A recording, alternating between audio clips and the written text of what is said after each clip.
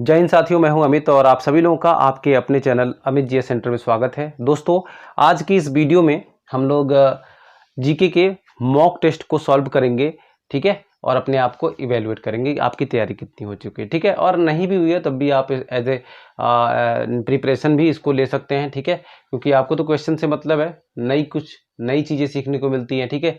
तो आप लोग मेरे साथ इस वीडियो में जरूर बने रहिएगा और अपने नंबर्स जो हैं, आप अगर एक एक नंबर का एक एक क्वेश्चन लगाते हैं तो आपके कितने क्वेश्चन सही हुए, ठीक है, वो आप लोग मेरे साथ शेयर जरूर कीजिएगा, ठीक है। कमेंट बॉक्स में जवाब देते रहिएगा और लास्ट में आप लोगों का कितना नंबर आया, ठीक है, आप लोगों ने कितना नंबर यहाँ से गेन कर लिया, उसको भी आप लोग शेयर कीजिएगा, ठीक है। शेयर करने से कोई दिक्कत नहीं है, आप लोग मतलब कमेंट कीजिएगा। शेयर का मतलब यहाँ पे मैं कह रहा हूँ कमेंट करने को, ठीक है। तो कमेंट कीजिएगा, बताइएगा कि आपको कितने नंबर आए, ठीक है। अगर आप लोग क्वेश्चन का आंसर देते हैं, ठीक है, गलत भी आंसर देते हैं तब भी कोई दिक्कत नहीं है, ठीक है। और अगर आप सही आंसर देते हैं तो सोने पे सुहागा है, गलत आंसर देते हैं तब भी आपको राइट आंसर पता चली जाएगा और उसके बाद आपके दिमाग पे काफ़ी लंबा समय तक याद रहेगा, ठीक है। तो कमेंट करना मत भूलिएगा और चैनल को अभी तक आपने सब्सक्राइब नहीं किया है तो चैनल को सब्सक्राइब कर लीजिएगा, ठीक है। और बगल में दिख रहा बेल आइकन, जो घंटा वाला आइकन है, उसको भी प्रेस कर दीजिएगा, वरना आप तक नोटिफिकेशन नहीं पहुंचेगा, ठीक है। तो इसके लिए नोटिफिकेशन के लिए आप लोगों को वो घंटा वाला बटन को दबा देना बहुत ज़रूरी होता है, ठीक है। तो चलिए हम लोग शुरू करते हैं। शुरू करने से पहले आप लोगों से एक रिक्वेस्ट है, एक जानकारी शेयर करना चाहता हूँ रिक्वेस्ट के साथ साथ, कि 1000 क्वेश्चंस का एक पीडीएफ मैंने बनाया है, जिसका लिंक मैंने डिस्क्रिप्शन बॉक्स में दिया हुआ है, वहाँ से आप लोग जाके उसको परचेज कर सकते हैं। बहुत ही कम दाम में है, ठीक है। हल्का सा दाम रखना पड़ता है दोस्तों, क्योंकि सर्वाइव करने के लिए मनी बहुत ज़रूरी है, तो हल्का फुल्का वो भी चीज़ें चाहिए होती हैं, सबके लिए चाहिए होती हैं, ठीक है, आप लोगों के लिए भी चाहिए होगा। फिलहाल मैं आपको बता दूं कि अगर आप लोग भी छोटा मोटा अगर पॉकेट मनी के लिए अगर अर्निंग करना चाहते हैं तो मैंने ग्रो ऐप का लिंक दे रखा है, ठीक है। बहुत ही सिंपल प्रोसेस है डीमेट अकाउंट खोलने के लिए, ठीक है।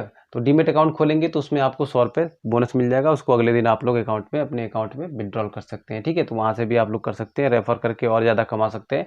तो उसका भी लिंक मैंने डिस्क्रिप्शन में दिया हुआ है, ठीक है। तो चलिए फिलहाल इस मॉक टेस्ट को हम देखते हैं। पहला क्वेश्चन है, प्रश्न है, भारत को किन इतिहासकारों ने हिंदुस्तान कहा? ऑप्शन से प्राचीन काल के मुस्लिम इतिहासकारों ने, मध्यकालीन मुस्लिम इतिहासकारों ने, यूनानी इतिहासकारों ने, अंग्रेज इतिहासकारों ने। तो यहाँ पर आपके हिसाब से कौन सा ऑप्शन सही होना चाहिए दोस्तों, कमेंट बॉक्स में बताइए। इसका राइट आंसर क्या होगा मुझे कमेंट बॉक्स में जरूर बताइएगा, ठीक है। तो मैं उम्मीद करता हूँ कि आप लोग जरूर बताएंगे, ठीक है। और आप लोग टाइपिंग कर रहे होंगे अगर देख रहे हैं तो, ठीक है। इसका राइट आंसर क्या होगा, ऑप्शन नंबर कौन सा होगा, ऐसे ही बता दूं? नहीं, पहले आप लोग बताइए, कमेंट करिए। फिलहाल आपके इंतजार में तो बहुत ज़्यादा लेट हो जाएगा। मैं आपको बता देता हूं कि यहाँ पर जो राइट आंसर है, मध्यकालीन मुस्लिम इतिहासकारों ने, ठीक है। मध्यकालीन के जो मुस्लिम इतिहासकार थे, उन्होंने भारत को हिंदुस्तान कहा था, ठीक है। अगले प्रश्न की तरफ बढ़ते हैं। ऋग्वेद के ऋचाओं को पढ़ने वाले ऋषि को क्या कहा जाता है, ठीक है। तो जो 4 वेद हैं, ठीक है, हिंदू धर्म में 4 वेदों को मान्यता मिली है, ठीक है। कौन कौन से? ऋग्वेद, यजुर्वेद, सामवेद और अथर्ववेद, ठीक है। ये तो 4 वेद हैं, ठीक है। इनको पढ़ने वाले जो ऋषि हैं उनका अलग अलग नाम दिया हुआ है, ठीक है। तो यहाँ पर पूछा है, ऋग्वेद के ऋचाओं को पढ़ने वाले जो ऋषि हैं उनको क्या कहा जाता है, ठीक है। तो जो लोग भी पढ़ते हैं उसको क्या बोला जाता है? देखिए, ऑप्शन से होत्री, अधर्वयु, उद्रात्री और इनमें से कोई नहीं। कौन सा ऑप्शन सही होगा दोस्तों? थोड़ा सा टेढ़ा क्वेश्चन है, हो सकता है आपको पहली बार ये क्वेश्चन देखने को मिले, ठीक है। लेकिन इस समय का जो कंपटीशन का टाइम है, कुछ भी क्वेश्चन देखने को मिल सकता है, बिल्कुल अटपटा क्वेश्चन भी देखने को मिल सकता है एग्जाम में। तो अपनी तैयारी के लिए, ठीक है, किसी भी क्वेश्चन से डरना नहीं है आपको, ठीक है। किसी भी क्वेश्चन से आपको डरना नहीं है, ठीक है। उसको याद कर लेना है, उसको हाँ रिवीजन भी करते रहना बहुत जरूरी है। अगर आप पढ़ते रहें, कितने भी पढ़ लें, कितना भी पढ़ लें, ठीक है, पूरे साल भर पढ़ते रहें और आप लोग रिवीजन नहीं करेंगे तो कुछ भी नहीं हो सकता है मेरे दोस्त, कुछ भी नहीं हो सकता है, ठीक है। तो इसका जो राइट आंसर होगा क्या होगा, फटाफट फटाफट बताइए, फटाफट, ठीक है। तो इसका जो राइट आंसर है ऑप्शन नंबर 1 है होत्री, ठीक है। ऋग्वेद के ऋचाओं को पढ़ने वाले ऋषि को होत्री कहा जाता है। अगला प्रश्न देखते हैं, निम्नलिखित में से महात्मा बुद्ध का जन्म कब हुआ था? ठीक है, तो बहुत बार ये क्वेश्चन आपको एग्जाम में भी देखने को मिला है और वैसे भी आप लोग पढ़ते रहते हैं।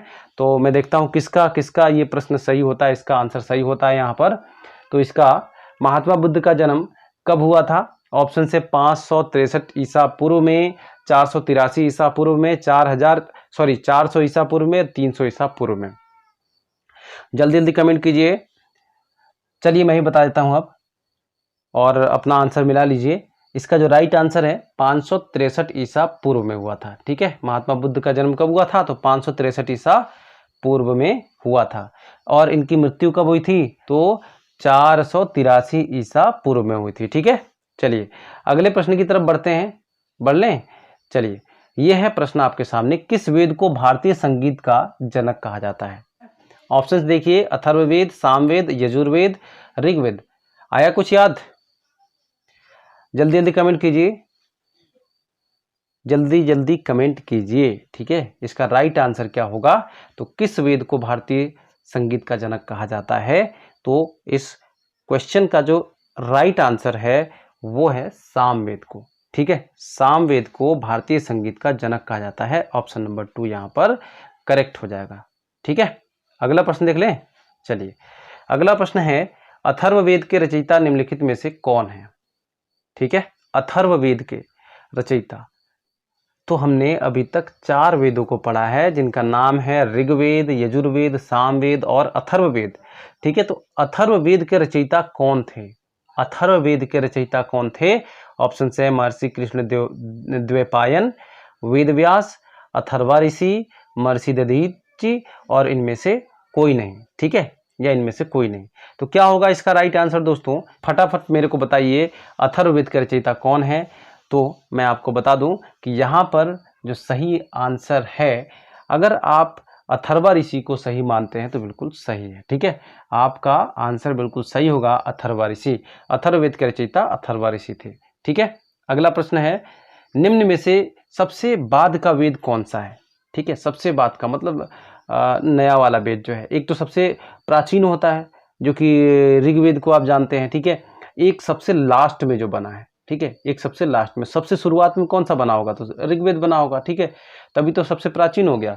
उसके बाद का मतलब सबसे बाद का जो वेद बना है वो कौन है? ठीक है, उसकी रचना सबसे बाद में हुई है, तो वो कौन सा वेद है? तो फटाफट बताइए कि सबसे बाद का वेद कौन सा है। ठीक है, तो इसका राइट आंसर है दोस्तों अथर्ववेद। ओके, अगला प्रश्न है, निम्नलिखित में से ईरान का राजवैद्य निम्न में से कौन था? ऑप्शन है हेरोडोटस, मेगास्थनीज, टॉलमी और टेसियस।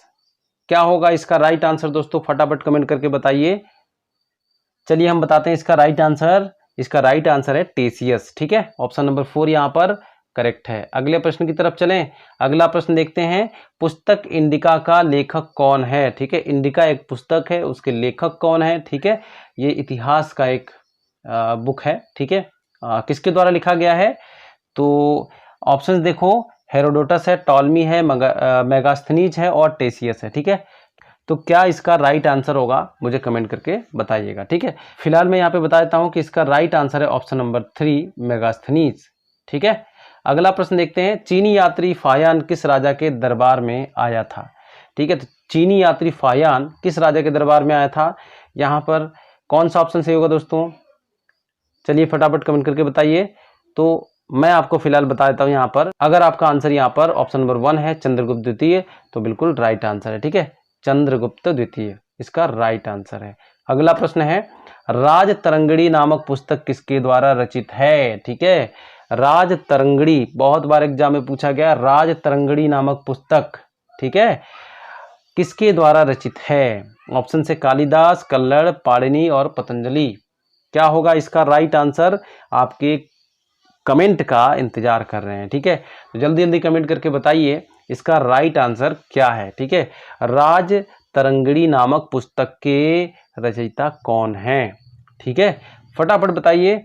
चलिए, इतना समय नहीं मिलता है एग्जाम में आपको, बहुत ही कम समय मिलता है, 10 से 15, 20, 30 सेकेंड का जीके वाले उसमें। ठीक है, बाकी तो आप फटाफट क्या करते हैं, फिर मैथ को पकड़ते हैं, बाकी जो थोड़ा टफ क्वेश्चंस हैं, टफ वाले जो पार्ट हैं, इंग्लिश का हो गया और बाकी आपके रीजनिंग हो गया, ठीक है। तो यहाँ पर बहुत कम समय देते हो आप लोग, तो यहाँ पे भी फटाफट आप लोग निपटाते जाइए।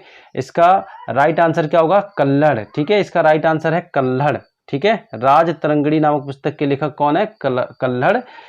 तो मुझे अब लास्ट में आप लोग अपना जो नंबर है वो जरूर शेयर कीजिएगा, और शेयर करने के बाद अभी तक आपने चैनल को सब्सक्राइब नहीं किया है तो चैनल को सब्सक्राइब कर लीजिएगा, नोटिफिकेशन बेल को भी प्रेस कर दीजिएगा। तो मिलते हैं अगले वीडियो में, तब तक के लिए बाय बाय, टेक केयर।